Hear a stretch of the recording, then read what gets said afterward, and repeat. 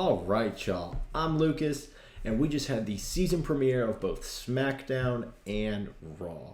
Raw on its 32nd season. Wow. And SmackDown on its 26th. Both shows are on every single week, 52 weeks a year, with no in-between season breaks like a traditional television show. So I don't really know why they do seasons, maybe just to break it up a little bit, and so they can have a special season premiere episode. I'm making a video about it, so I guess so. But yeah, both shows premiered, new storylines getting developed and whatnot, and a lot to talk about. I'm just going to go through both shows. Start with SmackDown because it happened first, and then we'll do Raw. So, the 26th season of SmackDown, live from Tulsa, Oklahoma. Shout out to my uncle who lives there and everybody who lives there. So, show opens with John Cena. He still gets a great reaction. Loved having him back. Come on, actors, keep striking. So, Cena's back. He opens up the show, talks to the crowd a little bit, and then boom, we hear the Tribal Chief's music hit. That's right, Roman Reigns, the Tribal Chief, is back. We got to hear Tulsa, Oklahoma, acknowledge me, and he always gets a great reaction from everybody.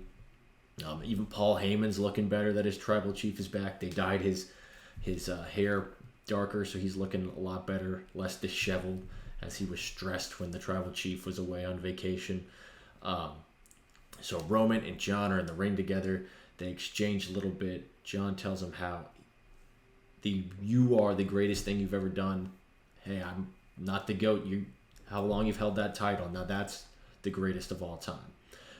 I'm not worthy to challenge you. But there's somebody who is.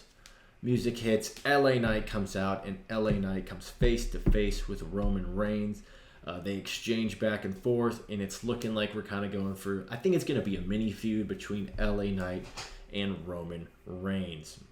One thing I thought was cool was LA Knight wears these sunglasses indoors everywhere when he's not in his ring gear, which is kind of silly, but The Rock did it too. A lot of wrestlers have done it. But you could see Roman's reflection when they had the camera on LA Knight in the glasses, and it was just it was a cool visual. I liked that. But yeah, cool opening segment, really got the crowd into it. I enjoyed it. I love just the pomp and circumstance you get with Roman Reigns and with Cena and with LA Knight. Three of the biggest stars in wrestling ever and right now. So that's cool. And it sets up our main event, which was Solo Sikoa versus LA Knight. But I'll get to that in a little bit. First, we'll go through the rest of it. Brawling Brutes versus the returning Pretty Deadly. Good match. I like Pretty Deadly. I'm glad they're back. They're an eclectic taste for sure. But I do like how Elton Prince had a shoulder injury, I believe. And they have him coming out in a wheelchair. I thought that was funny. Michael Cole commented on that, and I thought that was just kind of silly and fun. The finish was weird. I think it's Elton fakes an injury, and the ref is so concerned. She is so concerned with his foot. But it sets up that Kit Wilson can finish off the Brawling Brutes. They cheat to win, yada yada, and they get their first win on their first match back. So that's great. Again, I think they need to split the tag team belts so we can get some more things for tag teams to do. Other than just minor feuds with one another. But that was good. Nice to see them back. And then we had Carlito backstage. He's talking with Bobby Lashley. Bobby's like, last time you were here, back in middle 2000s, I was beating up on you. And that's a different Carlito. I mean, he looks different. He's jacked now. Street Profits come in, jump him. Looks like we're going to have an LWO versus Street Profits and Bobby Lashley feud, expanding here more. Great, love it. And then Bayley comes on trying to steal the show, sets up a match between her and Selena Vega, who is looking over Carlito as he's hurt. So Selena Vega versus Bayley is the next match. Nice to see Bailey finally get a win. I feel like she's lost like 8 in a row. So nice to see Bailey get a win because I think they need to build her up a little bit more as they start to. Oh, look how good Bailey's doing. Maybe she deserves a shot at the title. I think that's what they're going to maybe do that with Io because I do not think Charlotte needs the belt again right now. So yeah, nice to see that. And then Triple H comes out. So we get the Triple H announcement. It's nice to see Triple H gets a great reaction. The Motorhead coming out to the ring. And he makes a couple announcements. He has Adam Pearce out there as well. I liked how he said, you do a very hard but thankless job. And yeah, I feel like those people don't really care about the who the GM is unless it's like Kurt Angle's the GM or Eric Bischoff's the GM. But I think Adam Pearce is fine. Yeah, he does a good job. So we find out he is going to be the general manager of exclusively just Raw, and then Triple H introduces the new SmackDown GM, Nick Aldis. So cool. I like that. As this is going on, Dom comes out and just basically starts chirping all three of them, yelling, shouting. He's on his mic, getting booed out of the building. He got booed a lot more, I thought, by this Tulsa crowd than the OKC crowd on Raw. So I enjoyed that. Triple H trades mics with them and say, hey, we can't hear you. Try this one. So I really liked that. I thought that was funny. Dom's great, and Triple H did a great job of just kind of acknowledging the crowd. He even says, I thought they were pumping that noise in. But wow, it's loud. So that was great. New stars announced for SmackDown, and that's going to be Kevin Owens. Kevin Owens storms out, hits Dom with a stunner. Great, like it all. Don't know what they're going to do with KO on SmackDown. But hey, at least they're trying new things. We'll see where that goes. And then we had the tag team match between Cody, Jay, and Waller and Austin Theory. I like the team of Theory and Waller. They're both just kind of despicable. They're douchebags. But I like them as a team, and they do a good job. I think Austin Theory's very underrated. He's great in the ring. The match was solid. It was an open challenge that Cody put out on Twitter, and they responded. So kind of fun just tying in the social media aspect. And then, yeah, after the match, Cody and Jay retain. Jay's walking back to the ring. Cody's talking to a couple fans. Roman's music hits, and then we get the face-to-face. I think, is this the first time since WrestleMania? I don't know if they did the Raw after Mania, but we get, once again, Cody Rhodes coming face-to-face with Roman Reigns. Loved it. I don't think they're going to do much with it right now, but kind of teasing us, like, oh, is it probably going to be the Mania match? Will Cody finish the story? So teasing those two. Nick Aldis comes out and says, not right now, gentlemen, not right now. So that I liked. That was cool. Then we find out next week Charlotte versus Io Sky for the women's championship. Whatever. I mean, I like Charlotte. I really do, but she doesn't need a title right now, I don't think. And maybe save that for next year if you're going to give her this 15th, I believe. So she'll face Io one-on-one next week on SmackDown. Cool. Then we get Jade coming face-to-face with Charlotte as well backstage. So Jade Cargill kind of making the rounds to all the shows. It's kind of been a common theme.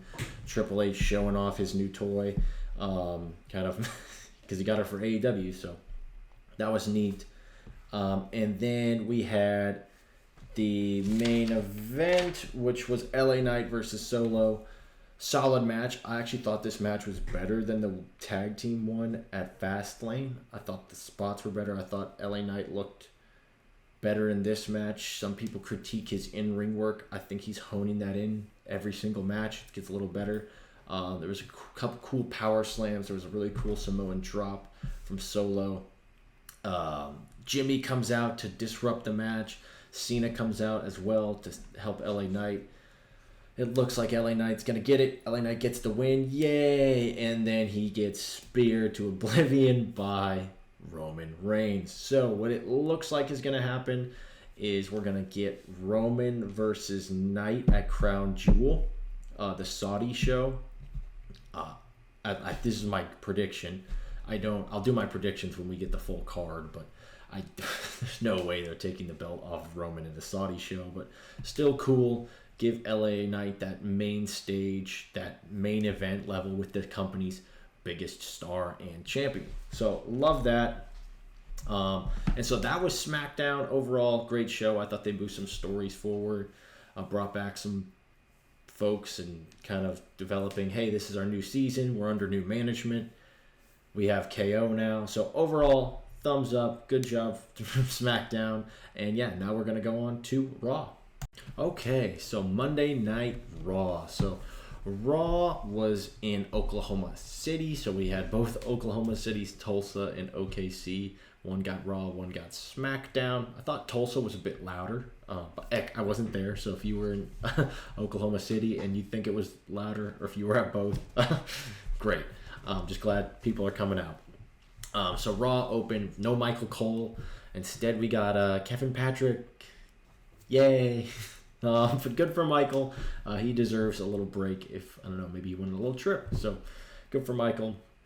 Sami Zayn opens the show on Raw.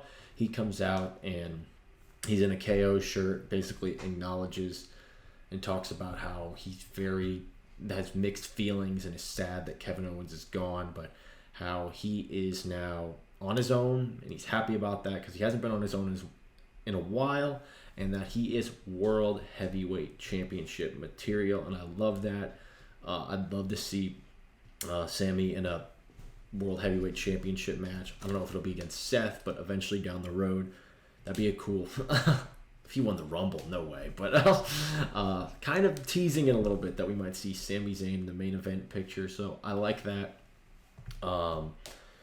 And then Judgment Day comes out and interrupts him. They're circling him, yada yada, kind of the repeat and recycle, reuse that they do every week on Raw with the Judgment Day, just kind of harassing the baby faces in any which way possible. But Jay comes out with a steel chair to fend them off. But there's just burped, my bad. But Sami Zayn is a little uneasy with Jay. It's clear that he's upset that Kevin Owens is gone and was replaced or swapped or traded with Jay. So that storyline's boiling up a little bit. And then we had the Shinsuke Nakamura match or promo. I love Shinsuke's promos he does in Japanese with the subtitles. I think they're really cool. I wish they did these. Been doing these forever, but I think Shinsuke would have had a bigger push back in the day. But I really like these. And then we have his Falls Count Anywhere match with Ricochet, who have been feuding kind of behind the scenes. Kind of it was secondary to Shinsuke and Seth to start. Now it looks like their feud is more central to their characters. I don't think we're going to get Shinsuke and Seth again. I still wish Shinsuke got the belt, but it is what it is. But they had a Falls Count Everywhere match. It was good. My problem with Falls Count Everywhere match is I hate when they go backstage. It devolves into like a backstage brawl. But they only did it for a little bit, and then they came back outside to the front stage where the big screen is. Ricochet did a flip off the screen. That was cool. He'd later do another one off Shinsuke's body.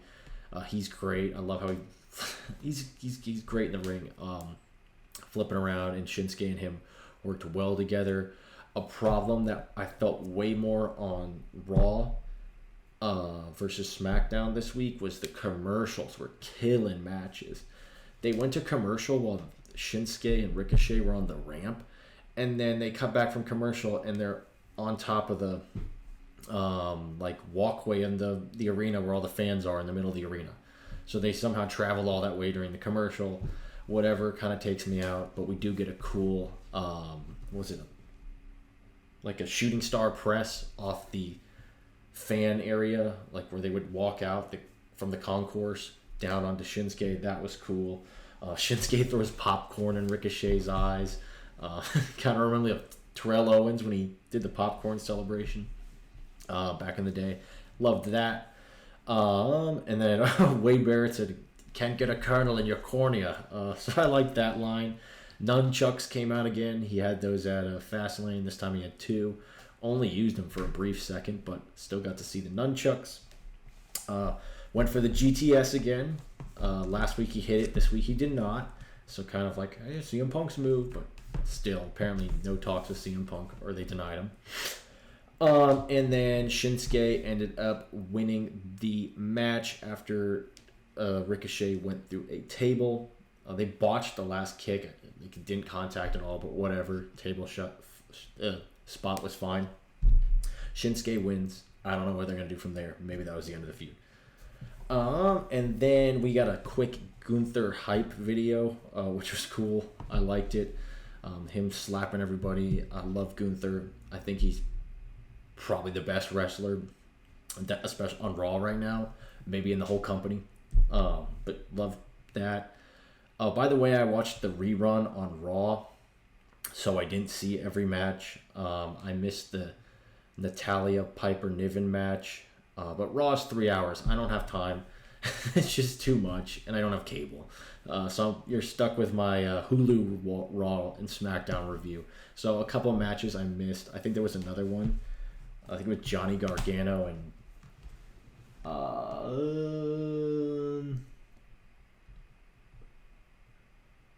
I don't even know. I'm trying to find Johnny Gargano and Ludwig Kaiser, which I like both those guys. So maybe I'll go back and watch that one. But I have nothing to say about it because I haven't seen it. Seth comes out. He cuts a promo, kind of just talking about what's going on with him and Drew McIntyre. Drew comes out, back and forth about how Drew is hung up on the bloodline and you got to get over it and move on. And we'll see each other at Crown Jewel. So we're going to for sure get that match. Seth Rollins versus Drew McIntyre at Crown Jewel. I like it. I like both those guys. I think they'll put on a solid match. They had a cut of Seth Rollins like, "Whoa, what is this?" And on the big screen we see a zoomed in photo from a distance of Drew McIntyre talking with Rhea Ripley. Seth accuses him of nefarious planning with the Judgment Day. Are they going to try to go behind Seth's back, take him out so Drew can... some sort of plan like that. But Drew denies it. He says he's going to do all of his business on his own. So we will see. So yeah, that was cool. We also got a little cutaway of Logan Paul. He won his boxing match against whoever. I don't know. I don't watch those. But after the match, he calls out the United States champion, Rey Mysterio. So it looks like we're going to get Rey versus Logan for the U.S. title. And I want them to put a belt on Logan so bad. I think it'll piss people off in some cases. And he's hype and he's great in the ring. I love watching him wrestle. So if we get a U.S. champion, Logan Paul, love that. I don't know if it'll be at the Saudi show or maybe Survivor Series. Who knows? But next week on on Raw, he's showing up. So Logan Paul's coming back. Rhea and Becky face-to-face backstage. Like that. Think that they're building towards that feud eventually. A lot to do before we get there. Then we had Rhea versus Shayna Baszler. I think the problem with the women's division on Raw right now is none of the women are booked or just don't feel like they can contend with Rhea. At least the ones they have are contending with. Nia Jax doesn't... she's back, but she's not. She's just there. Raquel already got beat. She doesn't feel like she can take it. Shayna Baszler, I don't think is going to... And yeah, they might just be fodder for Rhea till her eventual WrestleMania feud, which I think she should keep the belt till then, so maybe have her knock down all these ladies. But Rhea and Shayna fighting. It was fine. Nia came out, then Raquel came out, and then Zoe Stark came out. I think Zoe Stark, from what they did, is going to be the next title contender for Rhea. I think they can push Zoe further than these other three. Shayna's getting up there, and I don't really love. The Queen of Spades. I've never really got that. I like how they do the submission thing, and she comes out in her karate gi, but I think they should commit to that more than like. I don't know what the Queen of Spades is. Maybe I'm missing the point. If I am, let me know. Nia, she's whatever. And same with Raquel. I don't feel like they're huge caliber stars right now, especially in the league of Rhea. But Zoe, I think they could do a little bit with her. So Zoe Stark, I think, is going to be the next contender for Rhea. I don't think she's going to win the belt by any means, but she'll be this stepping stone till I think eventually a Becky-Rhea feud after Becky eventually drops the NXT Women's title. But yeah, no one's contending with Rhea in that division, at least other than the big stars. And then we got a Rhea face-to-face with Jade Cargill as well, and I would love to see that. I don't know what they're going to do, where they're going to go with Jade Cargill. I think NXT for a little bit. But I mean, heck, by Mania, she could be in the Rumble, but that might be a fast push. But we'll see. Then Bronson Reed versus Gunther, the Ring General. I think it was the match of the night and probably the match of both shows. I just love Gunther. I love all his matches. Physical, hard hitting. Bronson Reed's great. I think they could do a lot with him. I kind of wish they saved the title fight for these two for another one, because we need Gunther on another PLE. These commercials, again, are killing some of these matches. Because a Gunther match, there's no time where I'm like, oh, well, this could be a good time for a commercial. It cuts, and then somebody's on the ground, and things have completely changed in the match, and it is what it is. I guess I could just fly to all the shows and pay for the tickets, but no way is that possible for me. But yeah, we need, please, Triple H, if you're watching this with my 23 subscribers, please subscribe and put Gunther on every PLE, please. I know you don't want to bloat cards, but you should be using your best wrestler. So yeah, Gunther retains. Hopefully we get to see more of that and get to see him at Crown Jewel and at Survivor Series. I don't see them keeping him off Survivor Series for sure, but who knows what they do for these Saudi shows. And then we had the main event, Cody and Jay versus the Judgment Day, Finn Balor and Damian Priest. Again, we've seen this match a few times now, but this time, a lot of interference. Dom's out there. They should give him one of the 4 belts just to wear, because he's putting in work helping these guys from time to time. So Dom comes out. He's always interfering. The ref is clueless this whole match.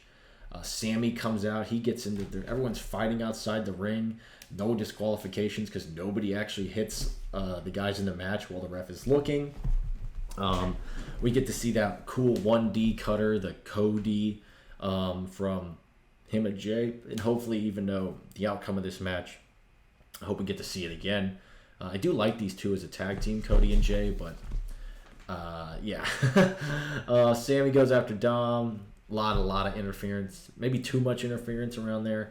And then finally, before that, before the finish, we get to see Damian, I think, throws Cody through the announce table off the ring post with the razor's edge, and that was really cool. So Cody's out on the side through the announce table. I really like that spot. Then we see Jay hit 2 spears, kind of a acknowledge me moment. And then Jimmy comes out and super kicks Jay, costing his brother the match, with Finn Balor hitting a coup de grace, which I feel like he hasn't hit in forever for a win. So I guess that's nice. But the belts are back on Judgment Day. So kind of like when Dom lost his North American title, Couple weeks back, he gets it back 3 days later. Judgment Day loses their belts at Fastlane, and they get their belts back 2 weeks later. So, yeah, that was Raw and SmackDown premieres. Looking forward to where we go from here. I liked both nights. I thought SmackDown did a little bit better job developing some of the stories and setting things up, and I thought Raw had better matches. So highs and lows from both. Both were pretty high for me. I didn't have any major complaints other than just some of the nitpicky things. But yeah, that's all I got for you today. Please like, subscribe if you want to. Appreciate it if you do. That'll be it. This video went way longer than I think it needed to be, but that's okay. Hope you enjoyed, and I'll see you next time. Have a good one.